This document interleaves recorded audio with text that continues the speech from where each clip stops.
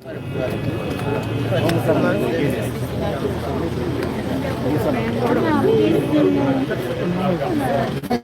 you this is not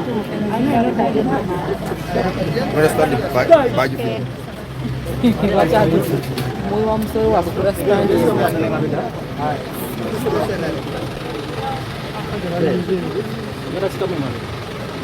You're done? Yes.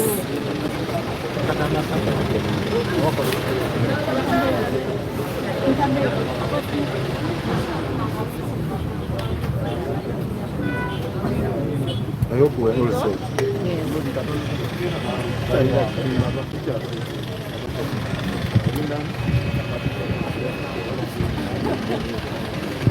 Are we safe?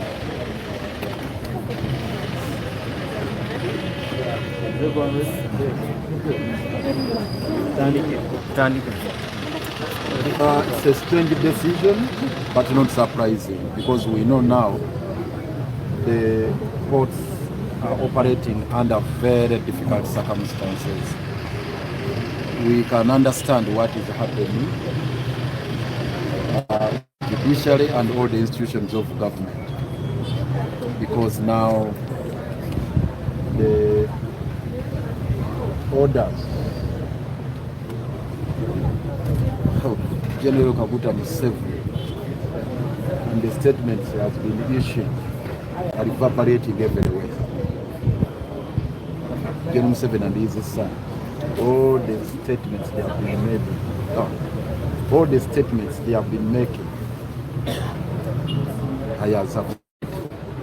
have got a chilling effect on all the processes in all the institutions of government.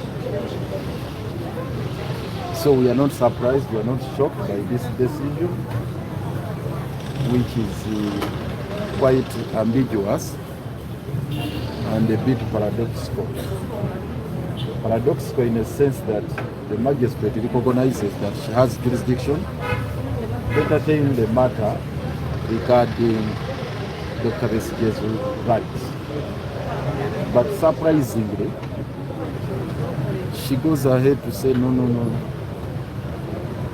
You know, these are matters which can be handled by the higher court, the high court.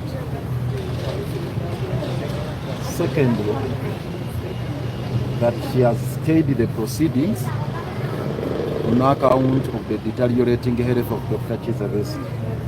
But she makes no orders as to the interventions that can be made to save Besigye's life, because that is really paradoxical.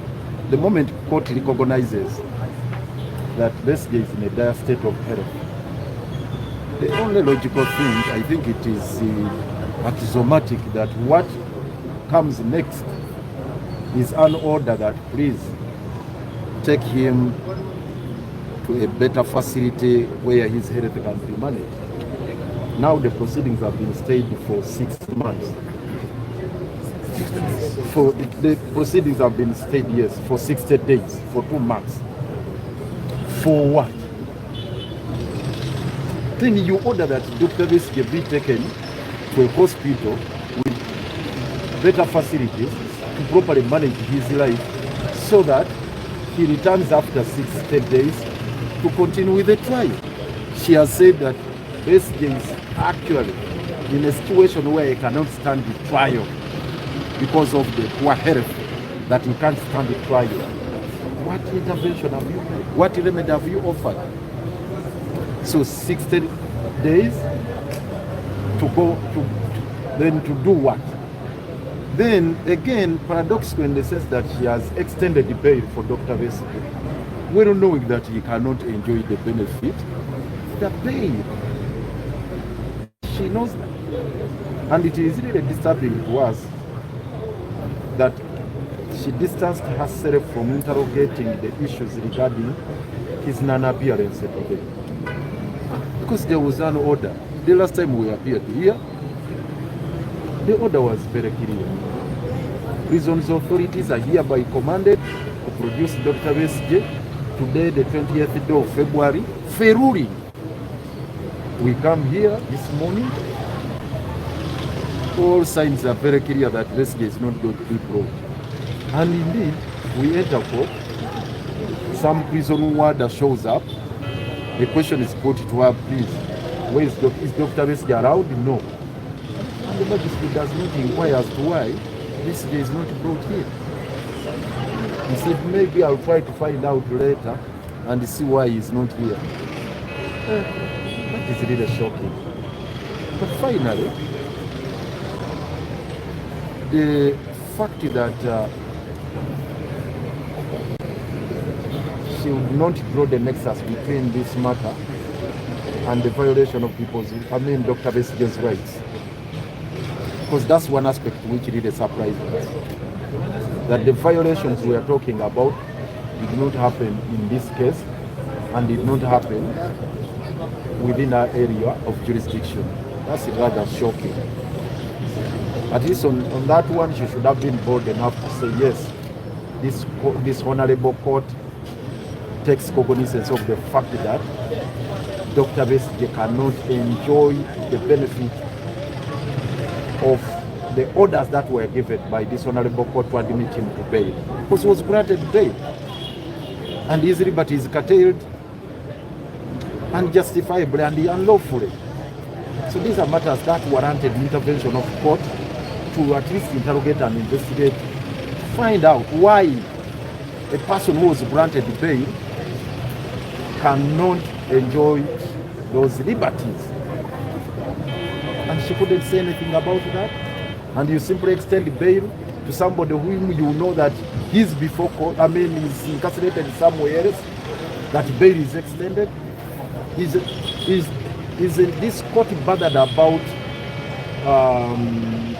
making illusory orders? You have what we call nugatory orders, an order which has got no legal effect. Because now the question of bail, how is he going to enjoy it? So it has been rendered nugatory. But as I said on the outset, we know they are no longer in charge of all these processes. It's the same situation that happened before Justice Singiza yesterday. What has happened here is a trend. Now that actually even in the Parliament, the caucus has been summoned to begin amending the law. So we know General Museveni and his family are in control of the process, and all these other agencies and institutions of government are just waiting for marching orders. They are just being frog marched and stampeded. So I think the courts are waiting for further orders. Parliament is also waiting for orders from General Museveni, just like any other agencies. That is the absurd situation we find ourselves in as a country. But we shall not tire from fighting for justice to prevail, for the rule of law, and for the Constitution to have significance. We are going to continue with this fight, and again we are going back to the drawing board to chart a new course, because we know once one door closes, of course we have to open another. Yesterday, High Court, they told us to write to them today to ask for a date when they will be giving us the ruling. We are going back to Justice Singiza and look at his and ask him, please, when are you delivering the ruling? You told us today, you'll be telling us that the ruling will be delivered on such and such a day, and maybe indicated that it will not be beyond the 25th. Okay, fine. Between now and 25th, what's going to happen to Dr. Besigye's life? Between now and 25th, how about the liberties he's supposed to enjoy and so on and so forth? So we are going to knock at other doors. So we are going to explore other options within the law. We are not going to give up. The fight is on. Thank you. Embeera ebadde omwena mugirabye, etunyize naye tetwewunyisiza. Ekisooka kwe kuba nti Dr. Besigye tebamuleese, ate ne tusaba omulamuzi ne tumugamba nti munnange lwabuuze lwaki tali wano. Leero omulaba naye talaba nti kyangu nnyo okubabuuza, era atuuse n'okuwolereza mukyala wa prisons n'amugamba Dr. Besigye wadde ataliiwo. anye mubuuza nti lwaki taliiwo gambo wayi sijja kugenda yeeyo era obulabi agaye mukazi watisayitamanyi ebyo byokubasuwaka birala bonna bali mu prison mugundi yeemu soyinza kujja wano ng'oleseba suspects nga tomanyi kikwatako kigenda mu maaso so naye atuuse n'okuwolereza wa prisons naga omukazi wamusaasire naye tamanyi natugamba nti ajja gezaako okubuuliriza naye bibadde byafulumyakomya lwate onobuuliriza ate bigasaaki so netusaba nti kale abeeko bwabakangavvula kubanga bw'oba ekiragiro kya koota ti Dr. Besigye mumukomyewo wano ng'abiri olwaleero awulire rulingi ye ne batamuleeta ne batawa na nsonga kooti eteekeddwa obbakangavvula ennaku zino kooti zifulumya contempt of court orders ne bwoba toliyo nga gye bawadde Ssemakadde n'abalala n'abamakomera baali bataddeko ku contempt of court ne babagamba beesibe bbo bwennyini bagituwaddeko tebakomye ku ekyo omulamuzi n'agamba nti mpulira waliyo emata eri mu high court eyo gambye awulira n'olw'ensonga eyo ye tajja kgenda mu maaso kubanga bayinza okubeerawo parallel decisions oba decisions ezikontana ni ffe bye twamusaba wano byanjawulo ku byasabiddwa eri yadde ekigendererwa kyakuta Dr. Besigye naye amateeka agawawo obuyinza ganjawulo waliwo era ffe twaconcentratinga ku mateeka agawa obuyinza kooti eno tetwasaba abiascopasi wano wano tuli ku enforcement of rights era naye akikkiriza nti magistrate court eweebwa obuyinza okubanga omuntu yenna anyigiriziddwa eddembe lye ateekeddwa alina eddembe okujja n'asaba akikkiriza nti obuyinza obwo kooti ebulina naye neyekwasa ekyokugamba nti tuwulira waliyo ebikyali mu high court eyo katubirekere high court yeba ebiwuliriza kakati ekyo kyabulabe olw'ensonga nti gwe bw'oba olina obuyinza bwo kola ekikyo mu mateeka kyolinako obuyinza ekirala ekitwewunyisizza maybe kwe kuba nti akkiriza n'agamba nti Dr. Besigye mulwadde era tasobola kujja wano mu kooti n'agenda mu maaso na musango n'abuyimiriza okumala ennaku 6 naye bw'omala okukkiriza nti omuntu mulwadde muyi tasobola nakulinnya mu kaguli kugenda mu maaso nakulira musango era kooti eguyimiriza n'olw'ensonga eyo obaako ebiragiro byowa okutasobola mu bw'omuntu oyo talina kiragiro kyonna kyawadde kubanga yaligambye waakiri twaligambye nti zifudda dda na lusoko waakiri yaligambye nti n'olw'ensonga eyo ndagidde ng'omulamuzi mumutwale mu ddwaliro eririna obusobozi limujjanjabe bw'anaamala okuwona n'abeera stable bulungi akomewaako bawere nembe n'emisango naye agambye bugambe nti nguyimirizaamu okumala ennaku 6 nga bwe tulinda tulabe ndowooza simanyi oba nga kyekiriwaawo ko teyinza kufuula butuuzi so ekyo nekyo kitunyize nnyo era kitwewunyisiza nti at least akakatono teyali kidde mwami Museveni ako yali kawadde kubanga ebirala byonna tukkiriza nti bibayinza naye kitono ennyo ekyoga nti ono mumutwala afune obujjanjabi ekyo tekyali mulemye kuwa n'ekisembayo kwe kuba nti agaye nti bail eri extended kati bail eri extended ogyongeddeyo ng'ate okimanyi nti omuntu musibe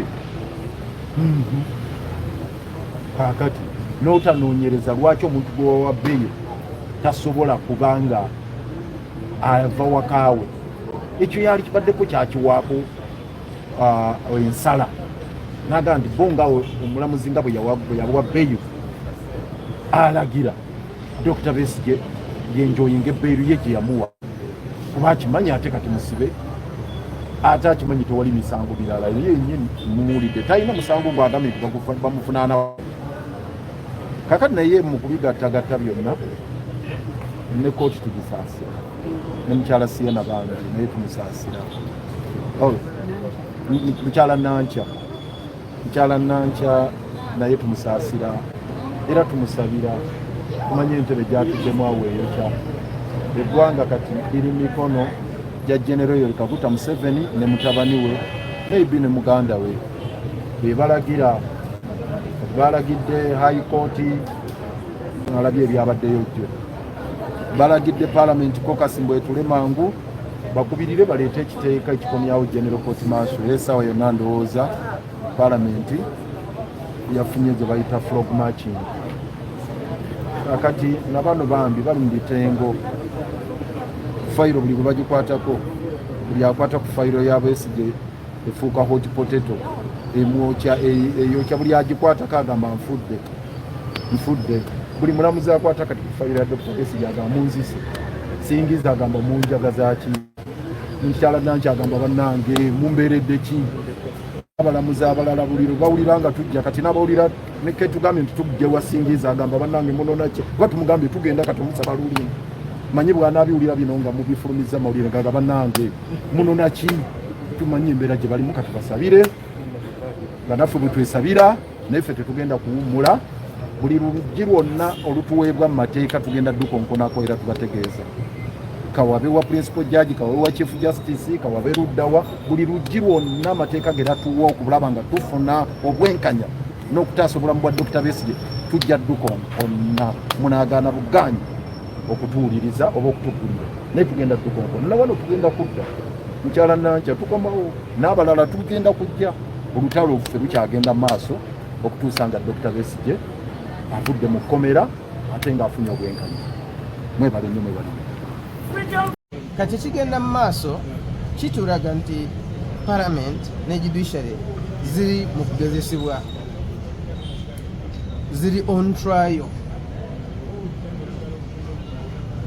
ebigenda mu maaso tibitulaga agency eyi balina kukolesa kusotinga ensonga za Dr. Besigye ali mu kkomera mu bumenyi bw'amateeka ate mulwadde judiciary mu High Court nibagamba nti ono mulwadde tasobola kubeera ne mu kooti muno dakiika 3 naye mutwale mukomera olunaku nuluddako olwaleero nimugenda mu Buganda Road Court mu Magistrates Court n'agamba nti oyo Besigye tasobola kubeera wano mu kooti mulwadde nnyo mumutwale eruzira myezi 2 kati ruzira dwaliro akora ekyeruzira nga bw'aba tasobola kubeera mu kooti nekira kiba kimalamu amaanyi olutalo lwaffe lwe twalwana mu Parliament nti Besigye talina kulinda ennaku 25 Feb okuwuliriza application ye mugireete agiwulize 19 jo kubanga tasobola kulinda kati n'omuleeta mu kooti n'owuliriza naye n'ogamba olinda 25 okuwa ruling yo ekyo kiba kiraga nti tolina bwangu mu kukola nsonga z'omuntu ali kumpi kufeera mukomera n'olwekyo kati kiba kitegeeza nti tuddeyo mu Parliament we twakoma tutandikiraawo kyetwarwanirira nti olunaku baluleete kumpi kituyambye kubanga judiciary teri mu kulwana ku nsonga z'eddembe n'obulamu bwa Dr. Besigye kubanga naalabye Kenya Parliament eyogera ku nsonga za Besigye eri ku ddembe lya Dr. Besigye eri ku nsonga z'obulamu bwa Dr. Besigye naffe tusobola kusirika nga Parliament ngaffe tuli wano tulina kutandikira bwe twakoma tulabe nti twogere ku nsonga ezo Besigye ave mukomera kubanga ebya judiciary bigenze mu saakasi